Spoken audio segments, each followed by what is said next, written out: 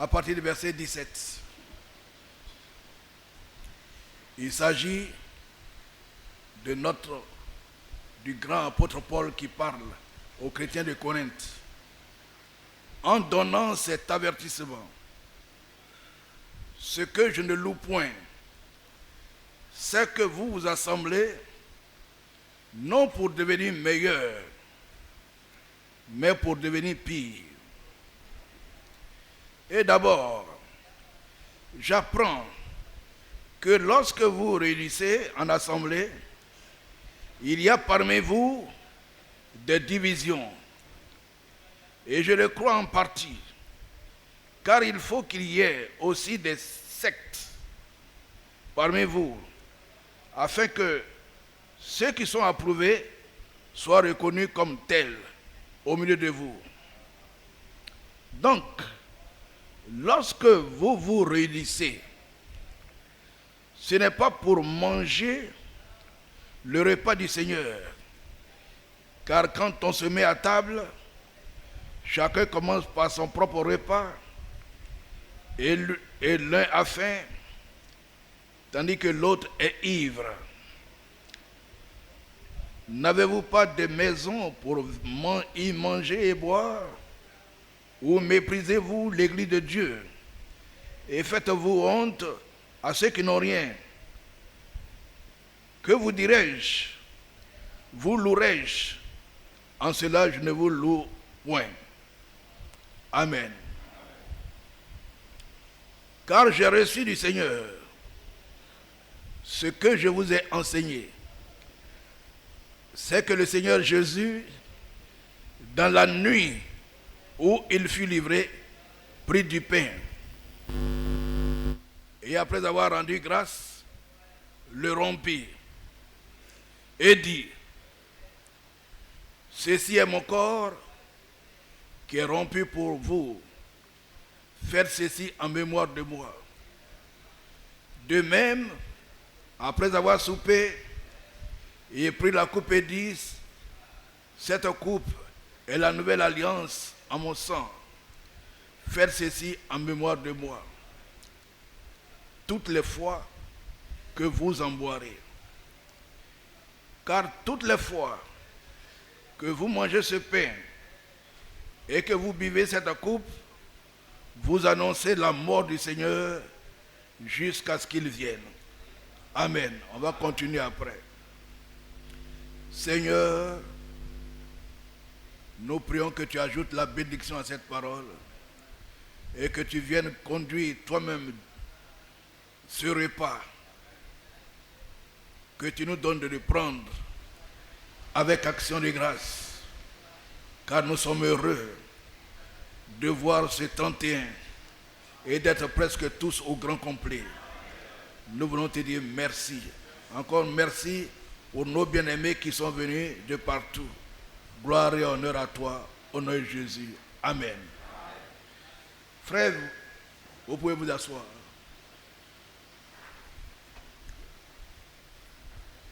Il s'agit du repas du Seigneur. Dans l'Église, c'est la chose la plus importante que nous devions faire. C'est le repas du Seigneur, c'est la communion, c'est la fraction des pains, et que sais-je encore. Mais retenez la communion. Communion. Si on n'a rien de commun, si on n'est pas unis, ça n'a pas de sens. Notre Dieu n'aime pas les spectacles ou les cérémonies. C'est devenu une cérémonie dans les religions aujourd'hui, où on pratique la Sainte Seine partout, même même aux funérailles. Partout on fait la Sainte Seine, le repas du Seigneur. Mais ici nous voyons l'apôtre Paul donner un avertissement aux chrétiens de Corinthe qui viennent faire ce repas dans le désordre. Or, notre Dieu n'aime pas le désordre. Il dit, vous vous assemblez non pour devenir meilleur, mais pour devenir pire. Frère, c'est une chose sérieuse. C'est une chose sérieuse. On vient à l'église pour devenir meilleur et non pire. Mais regardez ce qu'il dit pour des gens qui sont autour du repas du Seigneur. Ils sont autour du repas du Seigneur et l'apôtre voit qu'à l'intérieur, il n'y a rien de bon. Là où le psaume 133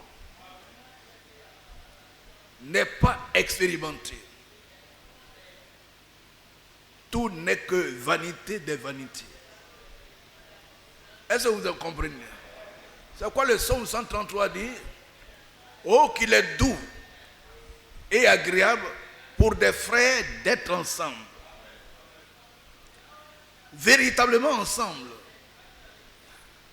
Ce repas-là, c'est destiné aux gens qui sont ensemble. Le repas du Seigneur, c'est pour ceux qui sont ensemble. C'est pour ceux qui ont Jésus-Christ en commun. Pour ceux qui ont expérimenté Christ. Ce repas a un sens. Pour les autres, c'est un désordre. Ça ne représente rien. Et l'apôtre Paul a constaté ça. Dans quelle église? Dans l'église de Corinthe.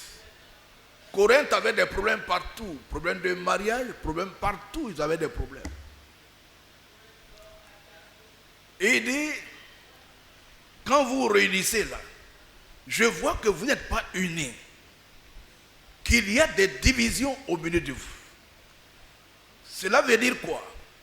Frères, là où les frères ne sont pas unis, là où il y a la division, la Sainte Seine n'a pas sa place. Amen. Mais ça vous fait... On dit le frère, qu'est-ce qu'il raconte? Mais peut-être vous ne comprenez pas, frère. Là où les frères ne s'aiment pas, là où les frères ne s'entendent pas, là où il n'y a pas de communion vraie, le repas du Seigneur sert à quoi? C'est une cérémonie quelconque. Or, dans l'église, il n'y a pas de comédie. Est-ce que vous comprenez? Mais où Dieu envoie la bénédiction? Où Dieu envoie la bénédiction? Qu'il est agréable et qu'il est doux pour des frères d'être ensemble. Et c'est comme l'huile. Vous voyez, quand l'huile coule depuis le haut là, ça va jusqu'en bas. Sur la personne d'Aaron. On dit c'est là seulement. C'est là seulement que Dieu envoie la bénédiction. C'est-à-dire, c'est là où les gens s'entendent. Imaginez-vous un foyer où l'homme et sa femme ne s'entendent pas. Qu'il vous prépare un poulet rôti, des pommes de terre rôties, des moutons braisés, ça n'a pas de goût. Est-ce que vous comprenez? C'est la comédie. Mais là où il y a l'amour, là où il y a l'entente, un repas même sans viande est sucré. Tout sent bon.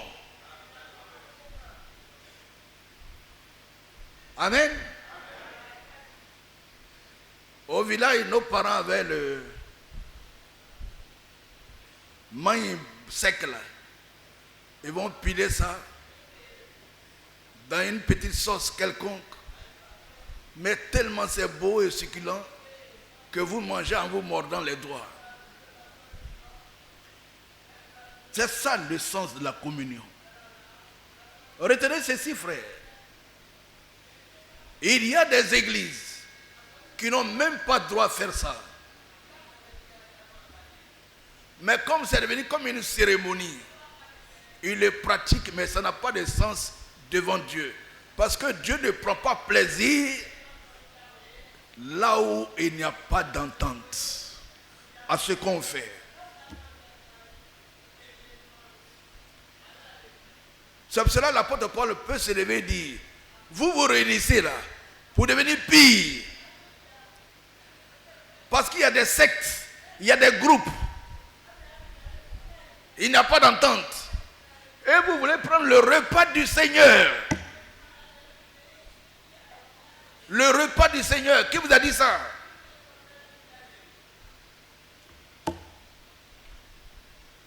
Est-ce que vous comprenez?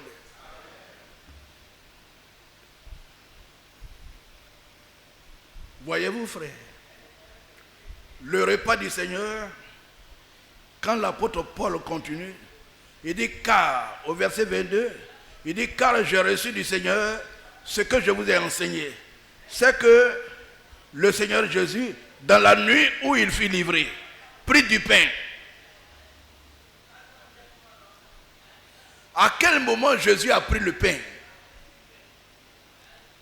À quel moment Jésus a institué la Sainte Seine au temps des apôtres? À quel moment?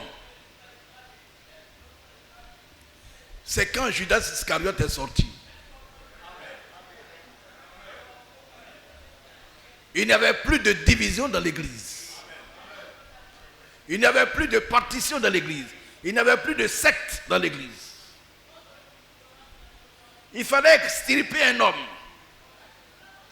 Il fallait chasser un homme. Et cet homme-là, c'est Judas Iscariote. Et vous voyez que quand Paul reçoit la révélation, il ne parle plus de lavage des pieds. Ça a été déjà fait. Dans la nuit où Jésus fut livré, c'est là la Sainte Seine a commencé. La Sainte Seine n'a pas commencé à 16 heures. La Sainte Seine n'a pas commencé à 15 heures. C'est la nuit. Et au moment où Jésus a institué la Sainte Seine, il n'y avait plus de lavage des pieds. C'était déjà terminé. Imaginez-vous après la Sainte Seine, qu'est-ce qui s'est passé? Qu'est-ce qui s'est passé? Mais on est venu arrêter Jésus. Alors ils ont pris quel temps pour aller se laver les pieds? C'est sur la croix, ils se sont lavés les pieds. Mais il y a des choses, je ne voudrais même plus m'attarder sur ces détails. Ça, ce sont des détails. Un jour, il y a un pharisien qui a invité Jésus chez lui à la maison. Un pharisien, un docteur. Vous voyez, un grand docteur de la loi. Voyez-vous? Il invite Jésus pour prendre un repas chez lui à la maison. Oh, mais Jésus a répondu fidèlement. Et Jésus entre chez le grand docteur Simon. On lui donne une chaise, une table. Et certainement le couvert était déjà mis. Parce qu'on dit, il était à table.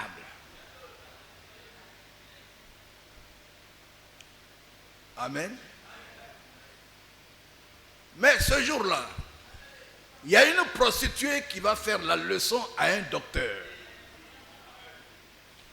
Une prostituée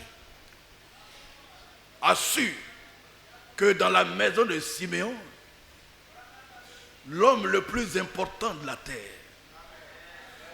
le roi des rois, Jésus était à table chez le docteur Siméon. C'est Simon, non? Simon. Alors elle se rend compte que Jésus est entré sans avoir été lavé. Et quand elle est entrée, qu'est-ce qu'elle a fait? Elle a lavé les pieds de Jésus avec un parfum qui coûte très cher.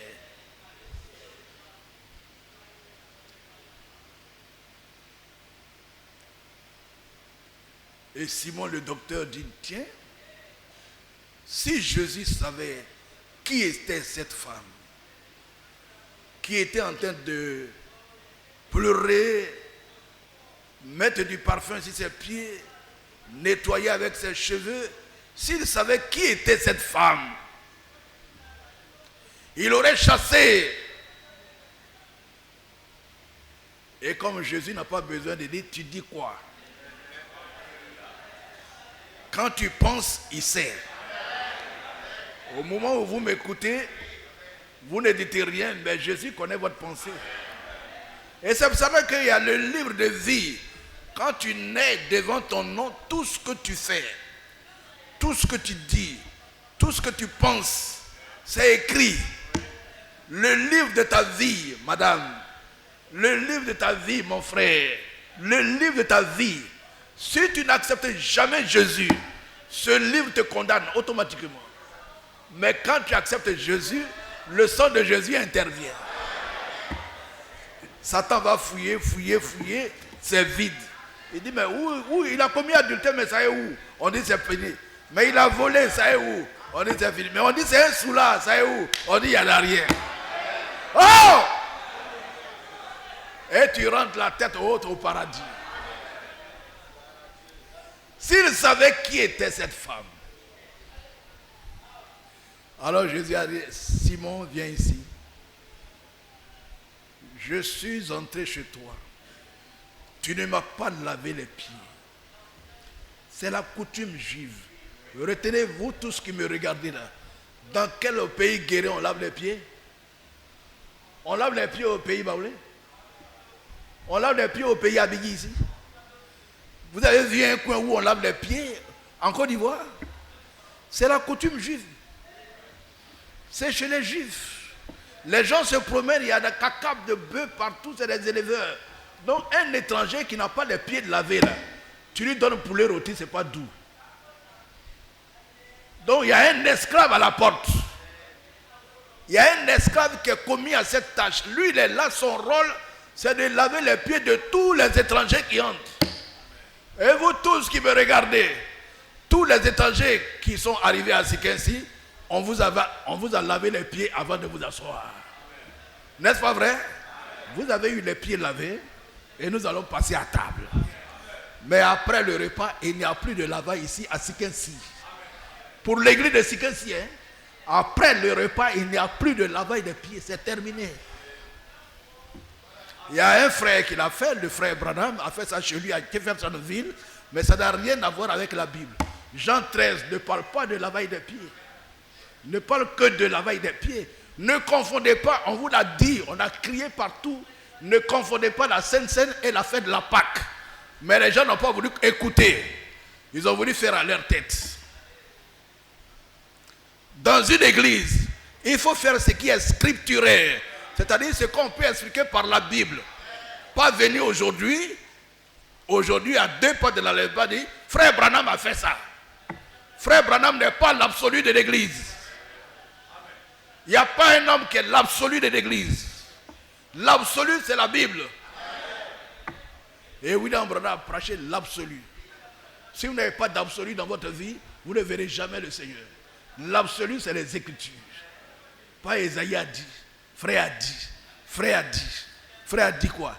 Et Dieu dit quoi? Je suis entré chez toi. Tu ne m'as pas lavé les pieds. Qui a donné cette leçon? La nature nous enseigne. C'est un enseignement, on n'a pas besoin de doctorat. Que quand quelqu'un entre chez toi, tu lui dis, monsieur, un peu d'eau. Ça, c'est la coutume des Akans. C'est la coutume des Guérés. On te donne un peu. Vous entrez chez les quelque part, on dit, tu veux un peu de cola. C'est leur coutume. Donc, la nuit où Jésus fut livré, c'est la nuit. C'est à l'heure comme ça, là. Jésus fut livré la nuit.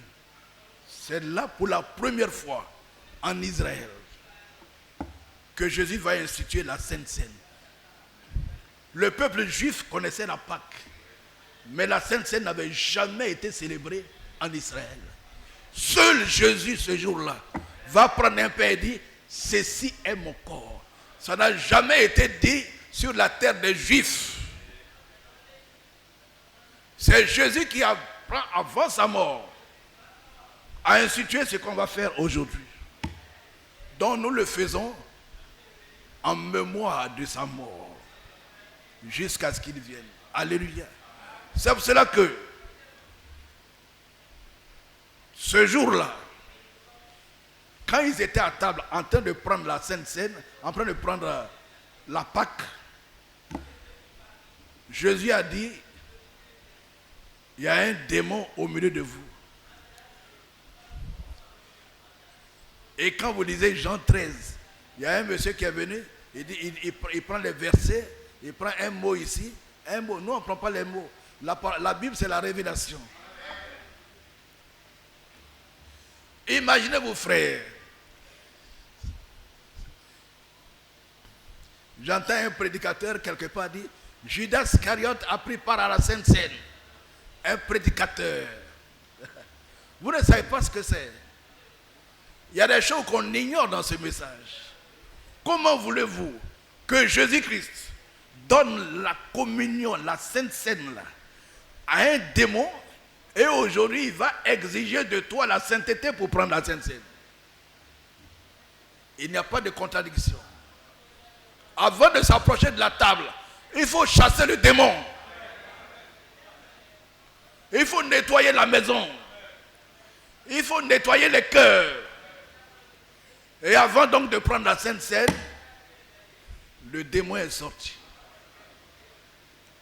Quand le démon est sorti, demandez-le à Jésus. Jésus a pris la Sainte Seine avec 11 personnes. 11 disciples. Judas était déjà en train de faire de marchander Jésus.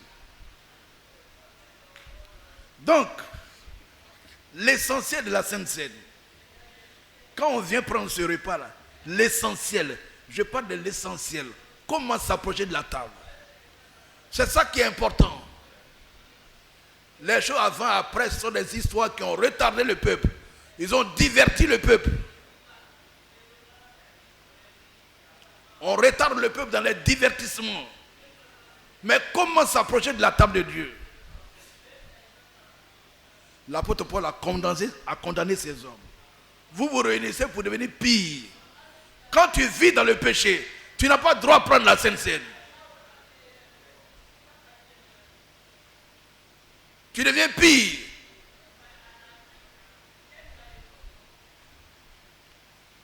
Donc, Corinthiens, vous êtes dans le désordre. On se réunit pour devenir meilleur. Et non pire. On vient à l'église pour être meilleur. Pas pour devenir pire. Vous comprenez? Pas pour devenir pire. Et les premiers chrétiens, quand on prenait un passage de la Bible, on dit la multitude qui avait cru. Frère, c'est surprenant. La multitude qui avait cru, vous pouvez noter ça. La multitude qui avait cru dans Acte 4, 32. La multitude qui avait cru était quoi? La Bible dit n'était qu'un cœur et qu'une âme. Voici comment eux ils prenaient le repas. Un cœur et une âme. Et ils s'approchaient de la table. Mais comment ils ont pu le dire? Comment ils sont arrivés là? Retenez ceci. 1 Corinthiens 12, 12, 13. Ils ont tous expérimenté le baptême du Saint-Esprit. Ils ont tous été abreuvés d'un même esprit au temps des apôtres. Donc ils étaient d'un même cœur, d'une même âme.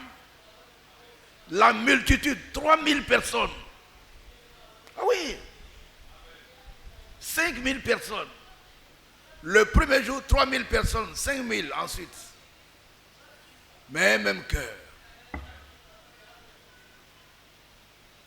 Alléluia. Il y a un frère qui a fait une vision. Ils sont dans une église. Le Seigneur est au sommet de la montagne. Et le groupe A veut monter. Le groupe B aussi veut monter. Chacun monte et dégringole. Chacun monte et dégringole. Et le Seigneur dit, allez vous mettre ensemble. Et vous pourrez monter facilement. Amen. C'est comme cette sœur qui voulait aller au ciel, mais elle ne pouvait pas se réconcilier avec sa sœur. Tu ne peux pas te réconcilier avec ta sœur et tu veux aller au ciel. Non, c'est impossible. C'est chose impossible. Donc, c'est pour cela que les Corinthiens, Paul a dit, je ne vous soutiens pas. Je ne suis pas d'accord avec cette manière de faire.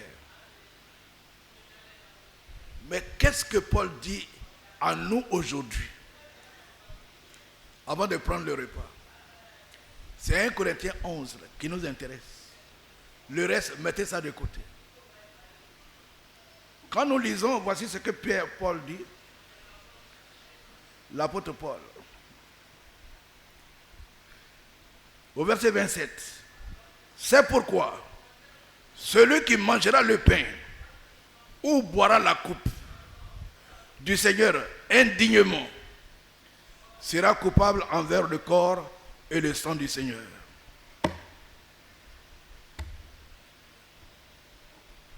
Tout à l'heure, nous allons nous approcher de la table. Mais avant cela, puisque je vous aime et vous m'aimez, et que nous ne voulons pas que le jugement tombe sur chacun de nous, on va mettre de l'ordre. Amen. Du temps, au moins 10 minutes pour mettre de l'ordre. Vous comprenez? 10 minutes pour mettre de l'ordre. La Bible dit, celui qui mangera le pain ou boira la coupe du Seigneur indignement, c'est-à-dire qui vit mal. Celui qui vit mal et qui vient à la table du Seigneur, ce n'est pas bon pour lui. C'est pas bon.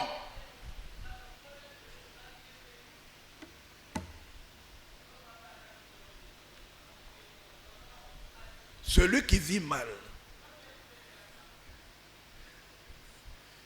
il a la table du diable et il vient à la table du Seigneur. Il a la table du monde et il vient à la table du Seigneur. C'est pas bon.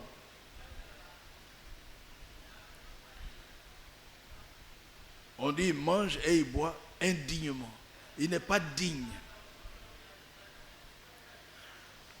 Et on dit il sera coupable envers le corps et le sang du Seigneur. Frère, c'est grave. Comme Dieu nous aime, alors voici ce qu'il nous dit. Que chacun donc s'éprouve soi-même. Voilà une porte de sortie. C'est sur ça que je voudrais insister ce soir. Amen. N'ayez pas peur. Que chacun s'éprouve. Tout à l'heure, tu vas te condamner toi-même. Tu vas te condamner. Et puis tu vas venir. Que chacun donc s'éprouve soi-même et qu'ainsi il mange du pain et boive de la coupe. Que chacun donc s'éprouve. Alors on va vous laisser le temps d'examiner votre cœur, de vous condamner, de mettre de l'ordre. Et puis c'est fini. Car celui qui mange et boit sans discerner le corps du Seigneur, mange et boit un jugement contre lui-même. L'Église représente le corps du Seigneur. Voyez-vous? Et chacun est responsable devant ce corps. Le corps du Seigneur. Le corps de Christ. Amen. Quand tu fais partie du corps de Christ, tu dois te dire que tu n'as pas le droit de faire ce que tu veux. On peut faire ce qu'on veut dans son champ de cacao. On peut faire ce qu'on veut dans son champ d'EVA. Mais pas ici.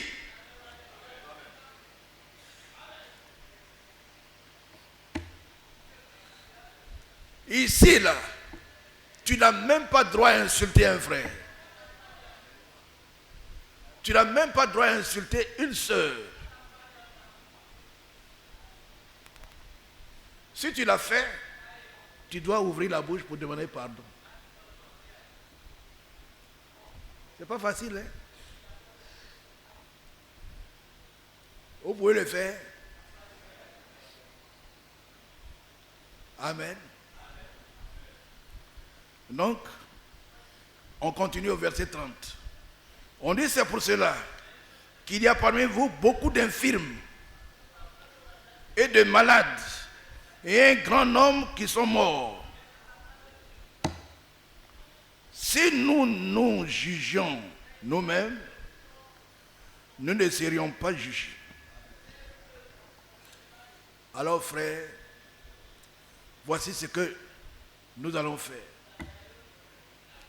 Demandez pardon à Dieu pour ce qu'on a fait.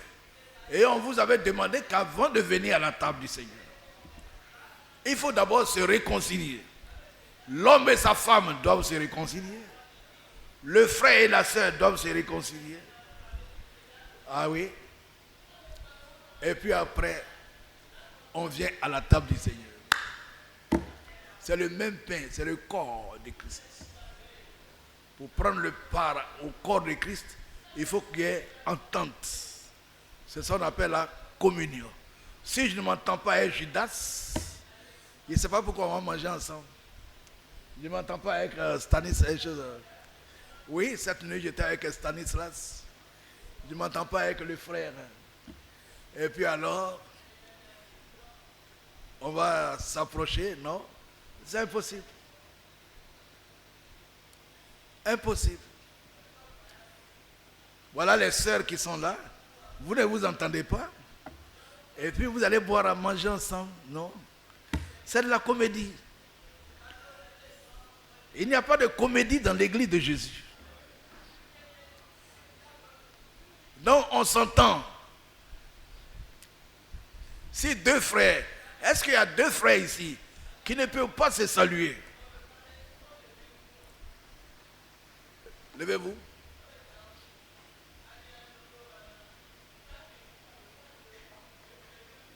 Il y en a qui regardent derrière. Non, toi-même. S'il y a deux frères ici qui ne peuvent pas se saluer du tout, qui ne peuvent même pas se voir, mais qui viennent à la table du Seigneur, je vous demande de vous lever.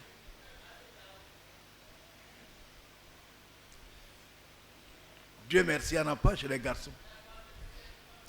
Je me tourne du côté des femmes. Vous les femmes, nous allons nous approcher de la table du Seigneur. Est-ce qu'il y a deux femmes qui ne peuvent pas se saluer, qui sont là dans l'église? Levez-vous.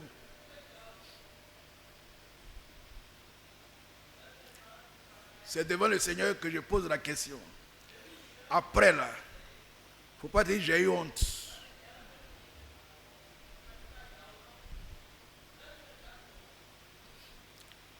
Il n'y en a pas.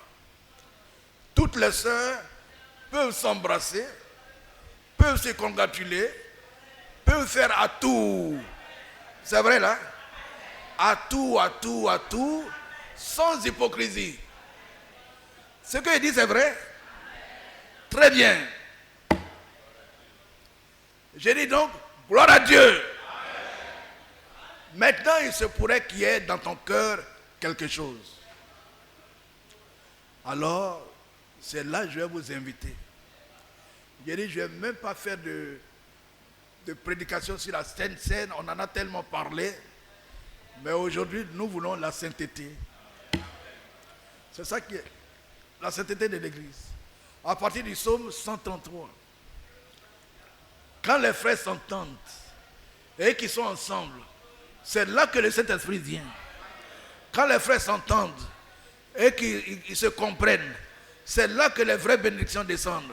Et le frère l'a dit dans sa prière. Est-ce que vous comprenez? Là où on s'entend. Donc je voudrais quoi? Nous voudrions ici que l'église de Sikensi s'entende. Et qu'on soit un. Et qu'on ait un seul cœur. Une même âme. Indivisible. Vous allez voir, les bénédictions vont descendre ici. Mais là où il y a des sectes, il y a des groupes, impossible. Et c'est pour cela que nous saluons encore, nous vous saluons et nous rendons grâce à Dieu pour le cinquantenaire que nous avons vécu ici, à Sikensi. Depuis 1972 jusqu'en 2022, cette église est demeurée intacte, sans secte, sans groupe, sans division, sans querelle, sans palabre, sans coup de poing.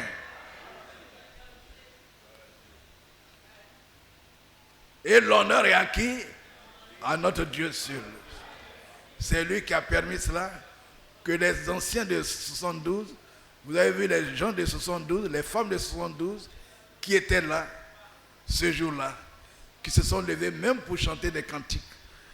Et le Saint-Esprit a ajouté pendant 50 ans, le Saint-Esprit lui-même, le Seigneur lui-même, a ajouté ceux qui étaient sauvés à l'église jusqu'à ce qu'on atteigne ça. Alors qu'on était 8 sous les arbres. 8 personnes sous les arbres. Gloire à Dieu. Alors frère, je voudrais vous inviter. On ne va pas tenir de longs discours. L'essentiel, c'est que on s'approche dignement de la table du Seigneur. C'est ce que je voudrais apporter comme ce soir. Plusieurs fois, on a eu à parler de lavage des pieds, de Sainte-Seine, de ceci, cela. Mais je vous dis ceci, pour ceux qui ne connaissent pas l'Assemblée de Sikensi, chez nous ici, là, selon les Écritures, depuis la Genèse jusqu'à l'Apocalypse, on n'a jamais lavé les pieds avant, après. Et les premiers missionnaires qui sont venus ici, les photos sont là. Ce qu'ils nous ont enseigné là, ça fait plus de 40 ans. On ne change pas. Qu'un ange vienne, qu'un docteur vienne du haut des cieux, partout, Sikensi ne changera jamais. Voilà. Donc vous pouvez faire des songes. Il y en a qui font des songes, des visions et nous voient comme des démons en train de prêcher. Ouais, mais un démon ne prêche pas la Bible. Hein? Avez-vous vu un démon prêcher la Bible? Si vous voyez qu'un démon prêche la Bible, c'est que ce sont tes pensées que tu es en train de voir. Sinon, celui qui prêche la parole de Dieu, c'est celui qui est né de Dieu. Celui qui a le Saint-Esprit là, ne dit oui qu'à la parole de Dieu. Pas oui à n'importe quoi. Oui. Lorsque vous commencez à dire oui à n'importe quoi, vous devez voir quel est l'esprit qui vous habite. Voilà. La séduction. La séduction, c'est ça.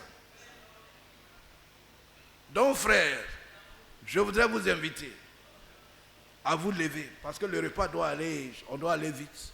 Je voudrais vous inviter donc à vous lever et à parler vous seul. Et si vraiment il y a un homme, il y a un frère à qui vous devriez dire quelque chose, si vous pouvez sortir 2 minutes et rentrer, vous pouvez le faire. Mais ce n'est pas pour 10 minutes. On vous a déjà demandé de vous entendre avant de venir au repas du Seigneur. Donc, avant de nous approcher de la table, si tu sens, tu vois que ton pas a glissé, il y a eu quelque chose, demande simplement pardon à Dieu. Amen. Alléluia. Gloire à Dieu. Ainsi, frères, c'est au verset 33, il a dit, ainsi, mes frères, lorsque vous vous réunissez pour le repas, attendez-vous les uns les autres. Voilà ce que Dieu nous recommande. On doit s'attendre. Le frère Conan Séraphin et César, s'il y a un problème entre les deux, ils n'ont pas droit à venir à la table. Ils doivent s'entendre d'abord. Et pourtant, ils sont même père, même mère. C'est pas vrai? Voilà Dieu. Si quelqu'un ne peut pas parler haïké, et puis vous venez à la table, c'est pas bon. C'est pas juste. Donc vous voulez que je vous laisse? Je vais vous laisser pendant quelques minutes parler et puis nous allons prendre le repas rapidement. Gloire à Dieu. Allez tous ensemble, prions. Chantons ces cantiques ensemble. Sous le sang. Sous le sang. Le sang. Sous le sang. Le précieux sang.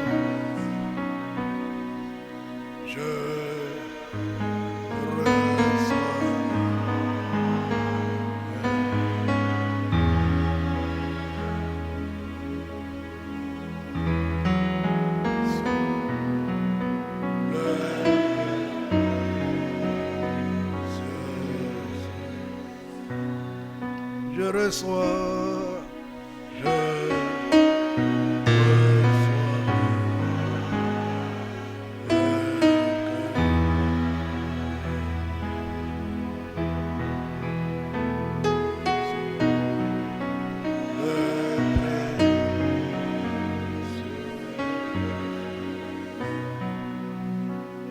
sous le sang.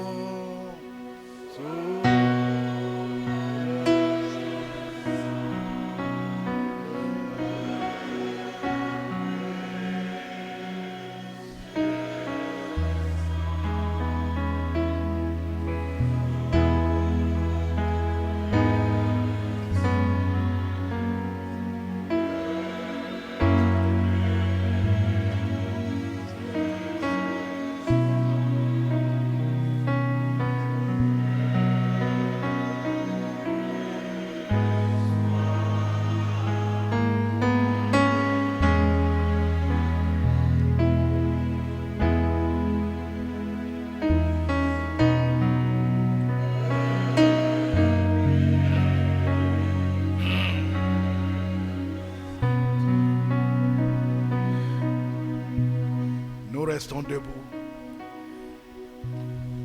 que ce soit solennel, respectueux, parce que la Bible dit que en mangeant ce repas, nous devons nous souvenir de ce qui s'est passé à la croix de Golgotha. Il y a eu la mort, il y a eu la mort, jusqu'à ce qu'ils viennent. Donc c'est avec un saint respect qu'on s'approche de la table. Pas comme au dehors, dans les religions, mais ici, en se souvenant du sacrifice saint de Golgotha, notre grand Seigneur. Amen. Il dit, cette coupe est la nouvelle alliance en mon sang. Faites ceci en mémoire de moi. Il faut le faire en mémoire de qui? De notre Seigneur Jésus, pour l'œuvre immense qu'il a accomplie à Golgotha. Alors que nous étions loin de lui, lui il a versé son sang. Il a tout subi à cause de nous. Il a payé le prix. Il a vaincu Satan. Donc, souviens-toi de lui. Et en même temps, tu prends la résolution, Seigneur, quand je vais quitter ici, je ne vais plus jamais retourner dans le monde. Je ne vais plus jamais retourner. Si j'ai mangé à ta table, je prends la décision de ne plus manger à la table de Satan. Est-ce que vous entendez? Quand je mange à la table du Seigneur, je ne vais pas aller manger à la table de ce monde. Gloire à Dieu. Dieu soit loué. Et donc, restons la tête courbée. Olé.